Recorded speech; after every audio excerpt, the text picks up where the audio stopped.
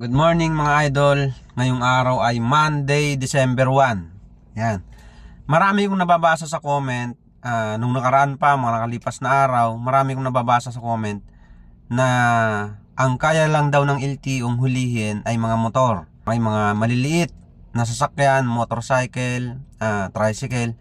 Yun ang nababasa ko na yun lang daw ang kayang hulihin ng LTO. Ngayon, meron papakita sa inyo na video na hinuli ng LTO nung Sabado. Si LTO ASIC mismo yung nakahuli nung mga sasakyan na napakarami. Papakita ko sa inyo. Ayan, napakarami pong sasakyan, mga mamahaling sasakyan ang nahuli ni ASIC nung Saturday, ngayong nung nakalipas na Sabado. Lahat po yan impound. Yan, napakarami po niyan.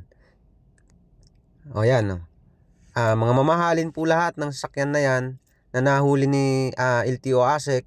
Yung iba po dyan hindi mga nakarehistro.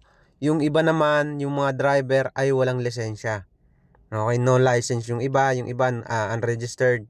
Napakamura po magparehistro ng sasakyan. Pati pagkuha ng license ngayon napakadali. Magkano lang gagastusin sa pagkuha ng license, sa pagrehistro ng sasakyan. Wala naman pong mahuhuli si LTO kung lahat tayo sumusunod.